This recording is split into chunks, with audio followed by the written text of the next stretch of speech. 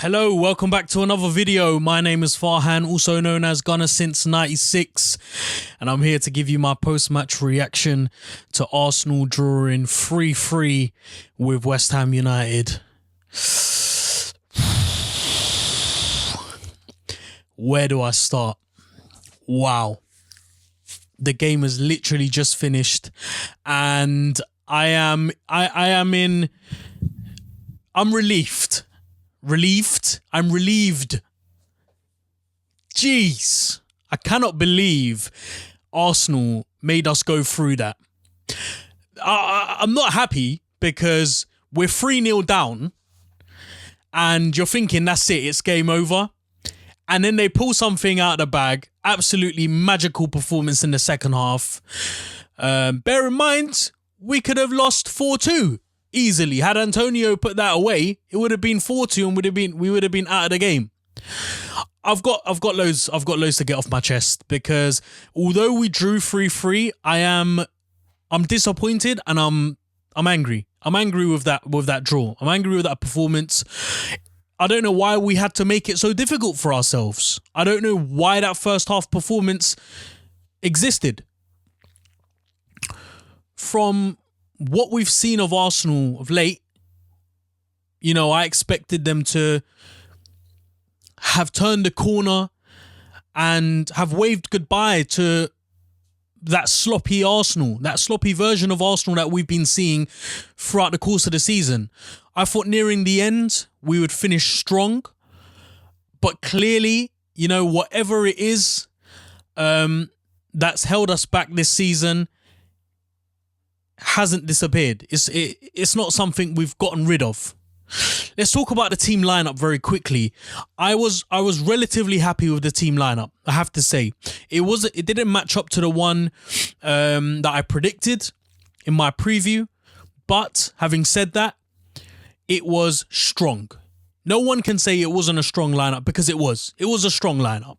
With Leno in goal, David Luiz and Mari at the back there. I was surprised that Gabriel didn't start. Surprised that Mari did. But with David Luiz there, I was pretty comfortable. Tierney on the left. The only one that raised a bit of question marks for me was Chambers. You know, I spoke about the preview. I spoke about the possibilities of him starting ahead of Bellerin and Cedric. The most reliable option would have been Cedric, who was on the bench today. But Arteta opted to go for Chambers, and look, he didn't let us down. He got 2 assists.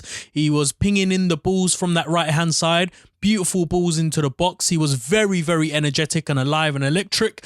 Obviously the first goal, I think it is down to ultimately Chambers not being able to track back and maybe the rustiness in his game, because he hasn't, ever since coming back, he hasn't had a run of games to get him up to speed. When you're up against someone like Antonio, you need to be on your feet. You need to be on your toes all game. And we'll get into that in a minute. But that back four for me was strong, was good.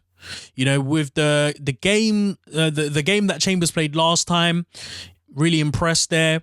Even before injury, I've always rated him as a player, so I was hoping that he would perform as well today. In the middle, Partey and Xhaka, absolutely happy with that. No doubt that those two aren't capable enough to play against West Ham.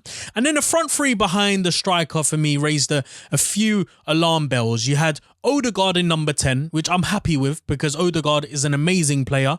Proved it again today. Incredible amount of talent, able to handle anything, and really, he really is a 1 in a million creative midfielder. He's a brilliant number 10. Adjusts to the Premier League perfectly fine, and he fits into what we're trying to do in that final third as well. Saka on the left-hand side and Aubameyang on the right-hand side. That was a first for me. I don't know why Arteta decided to play Aubameyang on the right-hand side and Saka on the left-hand side. But it didn't work. It didn't work at all. And I don't know whether it didn't... Actually, it's harsh to say it didn't work because we didn't see much of it in the first half because of how woeful we were at the back and how difficult we made it. I'm struggling to speak. How difficult it was for us to get the ball from defence into attack, into the attacking half of the pitch. And maybe it was because Aubameyang was on the left-hand side and Saka on the right-hand side. Sorry, Aubameyang on the right-hand side, Saka on the left-hand side. That made it difficult. Maybe they were uncomfortable in those positions and we got the best out of them when we switched positions. But that for me was a tactical mistake. Shouldn't have happened. Don't know why you're changing things around. Don't fix it if it's not broken. Aubameyang, delivers his best performances on the left-hand side. Saka does the same on the right-hand side. So I don't know why it was switched. I really don't. Lacazette up front for me was expected, was something that I was happy to see because, he showed it again today. What an incredible player he is and how important he is to the squad. And not just, as a striker, as a finisher, but just his overall work rate and what he gives to the team. So I'm happy with that starting 11. West Ham also came out with a very strong 11 as well, with Declan Rice and Souček in midfield. You had Lingard, Bowen, Benrahma and Antonio as well. They made it difficult for us from the very first minute. And I said it in the match preview. I said, look, if Arsenal are to try and get a result out of this game, they need to start with the front foot forward. They need to be in control from minute one. And they weren't. They sat back. They allowed West Ham to dictate the game. Hats off to West Ham. They had an incredible first half performance. They were all over us, pinging balls down that left-hand side where Chambers was. And obviously, they wanted to attack down that flank because they thought it would be the weaker side or whatever they thought. But it worked. They didn't have to wait very long to get that first goal. A great piece of team play, I mean, the first 10 minutes it was all them, and then afterwards Arsenal started to get back into the swing of things, and just like that the switch was flicked. They got the ball in their half, and the way that they transitioned was so quick that we were too slow to react to it. Chambers, not being able to track back. Luiz trying to cover his that space on that right hand side, was unable to. Good ball into the box, falls to Lingard, and it's a peach of a shot. It's a great finish, and they're 1-0 up. And look, at that stage, I'm not panicking. I'm thinking it's 1-0 up in the first 15 minutes. I'm disappointed that we've conceded so early on, but at least the game will start to open up now. And what happens? I'll tell you what happens. Arsenal Football Club happens. Once again, it is down to a mistake, or it is down to a lapse in concentration that gifts an opposition a goal. Why is this happening? I don't know, but this sloppiness in our game needs to be taken out. And at this point, I don't know where to look. I don't know who to look at, and I don't know who to point the finger at, because this has been a constant theme throughout the course of the season, and it shouldn't happen more than twice, 2 or 3 times a season, but it's happened time and time and time again. They're caught half asleep. They're caught trying to organise themselves. Nobody is watching the ball. Nobody is watching Jesse Lingard passing it into Bowen. And then what's even more shocking is you can't, as a Premier League goalkeeper, you cannot be beaten in your near post. You can't. If you want to be known as the number one keeper at Arsenal, you need to be keeping those out. You need to be securing them. That is too sloppy. That's unforgivable in my books. Yeah, when people start having conversations about we should have kept Martinez over Leno, or Martinez did so much better than Leno, I've always dismissed that claim because I know how well Leno has been for us since he signed. I know how much I know his abilities and how good he can perform. But when he makes mistakes like that, I can't back him. And so you don't make mistakes like that. You don't get beaten in your near post. That's sloppy. That's not what we want at Arsenal Football Club. If that's what if those are the types of goals you're gonna give away, you're better off somewhere like West Ham, with all due respect. You're better off somewhere that a club that tries to break into that top 4, not at a club where you're expected to be there. So that for me flipped my switches, and I'm still so pissed off about it. I'm fuming. I can't understand why the team switched off. I can't understand why Leno was beaten in his near post. And to make things worse, it doesn't wake them up. You would think after conceding 2 early goals, you'd regroup and you'd able to pick yourselves up again. But no, what happens? They concede a 3rd goal. Souček gets a little nick on Antonio's header. Antonio thinks it's offside. It's a great cross in. Once again, Arsenal too slow, too sloppy at the back. And that was the constant theme of the first half. I don't know what it was about this team today, but they just did not look up for it at all. They didn't look up for it. It didn't look like they wanted to be there. Not being able to get the ball out from the back quickly enough. Leno being forced to take long balls out. And you know, I applauded him for it, because if you're not confident to play out from the back, play it forward. But every time he played it forward, every time he played a long kick out from goal, they often won it in midfield with, you know, tall players like Souček and Rice. You would expect them to be the first ones on the ball. And then all of a sudden we're having to defend again. And, you know, Souček's goal for me was the nail in the coffin, and that was game. 3-0 down. Inside 30 minutes, absolutely woeful. Everyone's going crazy. Everyone's blaming Arteta and pointing fingers here, there, and everywhere. And then, you know, just before the halftime, just before the halftime whistle goes, 7 minutes before, in the 38th minute, Lacazette finally gets a goal. Well, it's not actually his goal. It is Souček's own goal. He takes a shot and it deflects off Souček. And I'm thinking, okay, fine. At least we've got a goal back now. And, you know, up until the very last kick of the first half, we were all over them. It took 3 goals for us to wake up. And I don't know why.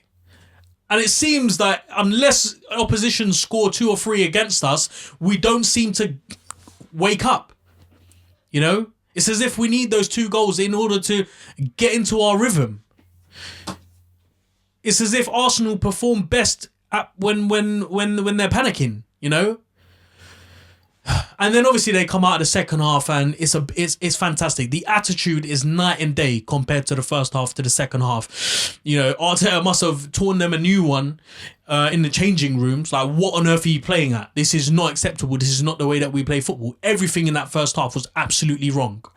Not being able to get the ball from the defensive half to the attacking half. Way too slow in transition. Way too slow in reacting to losing the ball. Passing the ball left to right. Not really having any creativity about our passing. And then the second half, it all comes alive.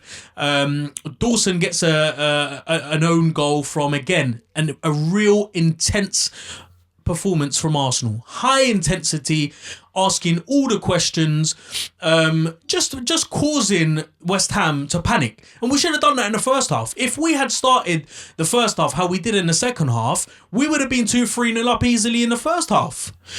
But no, you know, one of the things that we've seen Arsenal struggle with is to get into the rhythm of the game quickly enough. But look, they get the second goal. It's 3-2, and you're thinking, right, with about 30 minutes to go, we can get another goal. And in doing so, in trying to get that third goal, as good as we were going forward, in transition again, way too slow, way too sloppy. Almost gave Antonio a goal. He hit the post. Almost gave Declan Rice a goal very late on as well. And, you know, there are other opportunities that I can't think of from the top of my head, but West Ham will be kicking themselves. They should have sealed that game in that second half. As good as Arsenal were going forward, again, I think the main problem is just not being quick enough with reacting when we lose the ball. When we're not in possession, it needs to click in straight away where you need to be, where the ball is, where the player that you're marking is. And these players are just too slow to do that. And finally, in the 82nd minute, and look, I have to say, the second half, I was very surprised that Aubameyang came out, because Aubameyang was poor today. He was poor against Olympiacos. He was poor the game before that. I can't remember Aubameyang having a decent game. And, you know, I think after those 2 goals that he scored, wherever he scored them, I can't remember, but his performance has dropped. You're thinking the captain of this team, and I hate to bring this argument up because I'm the first one to shut it down the moment we start talking about captaincy problems, but this is a prime game where your captain needs to step up, and I genuinely just don't feel like he is ready to take that role on. But we can't do anything about it because he's our captain now. And until he leaves or until he gives it up, he's going to be our captain. But you have to give credit to everyone else around him. I give massive credit. Preps to Odegaard, who was fantastic in that number 10 role in that second half. Chambers was brilliant on that right-hand side, bombing forward, putting ball after ball. Lacazette as well, coming in deep to pick up the ball and feed it into the likes of Odegaard and Saka. Saka had a decent game, not the best. But Aubameyang for me was poor. I was so surprised that he came out in the second half. I was expecting Emile Smith-Rowe to possibly come on for him. But it wasn't until the last 10 minutes where Mikel Arteta decides to take his captain off. And I understand, Aubameyang has that in his game where he's able to just switch it up that one level and score an incredible goal from out of nothing. So I get why you'd want to keep him. But the moment he comes off and Martinelli comes on and Pepe comes on, all of a sudden, things are starting to look a little bit more interesting. We get that Lacazette goal. It's a great crossing from Pepe. Brilliant cross. Lacazette's there, heads it in. It's 3-3 and I'm thinking, right, we can win this game. We can win this game. It is now our game to lose. But look, unfortunately, Pepe has lost two opportunities in the last 5 or 6 minutes of that game. They also look dangerous, piling bodies forward. It was end to end. For the neutral, it was a great game of football. The ref blows the final whistle and, as relieved as I am now, I'm so disappointed that we didn't get the 3 points because I feel like West Ham were there for the taking. It's going to be another lesson learned from the boys. Arteta's going to have a lot of work to do to avoid that ever happening again. Especially if you consider you playing in the Europa League over 2 legs against Slavia Prague. If you beat them 2 or 3-0 up at home, you go there, or I don't know where the first leg is, whether it's home or away, I completely forgot. But regardless, you go into the second leg with that sort of attitude where you're 2 or 3-0 up, they'll eat you alive. So there are things that need to be worked on. This isn't me giving a happy reaction. This is me giving a very frustrated reaction. I just can't seem to understand why we do this to ourselves week in, week out. We're good enough to beat teams like this. We showed it in the second half. So why couldn't you start strong? Why couldn't you start like that in the first half? Why is it so relaxed? And at the same time, you have to give West Ham credit, because they were excellent in that first half. They dictated the game. They dictated the tempo. I think Kufal was really good in that first half. Declan Rice was incredible all game. Lingard, who loves to score against us, was brilliant in that final third. So was Ben Rama. So was Bowen. And the boys couldn't deal with it. And look, going into the summer transfer window, games like this is going to show us where we need to strengthen. We need another strong centre-back. We need another right-back. We definitely need a right-back. Partey, I think, dipped in the game at the end of the game. A little bit disappointing to see. He frustrated me a little bit with long shots and being a little bit reluctant when making the decision to pass. But my man of the match definitely is going to be... I know Sky Sports gave it to Chambers, but my man of the match is Odegaard. I think he was absolutely pivotal and incredible in that final third. Really made us tick, kept the rhythm going. You're thinking without him, with the men, the number of bodies that West Ham had behind, to try and secure themselves defensively, still a player like that was able to open them up and create opportunities for us. So Odegaard for me is the man of the match. Look, we take a point from West Ham. If you asked me at the beginning of the game whether I would take a point from this game, absolutely I would. West Ham are a credible opponent this season.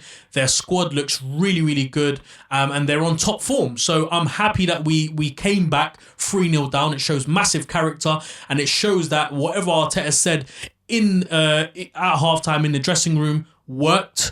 Whatever tactical changes he made as well. I'm going to leave it there though, because it's coming up to 20 minutes. If you want to hear more about what I think about the game, what I thought about the game, more analysis, I am recording a post-match reaction podcast tonight. I'll be going live on YouTube and it'll be out on Apple Podcasts and Spotify tomorrow as well, so keep an eye out for that. But I'm going to leave it there. So thank you very much for watching. If you enjoyed the video, please do give it a thumbs up. Subscribe to the channel if you haven't and hit that bell notification to be notified every time I release a video. I'll be back again tomorrow for another one, looking at Mikel Arteta's press conference and what he's got to say about this performance. But look, until then, stay home, stay safe, and enjoy the rest of your day.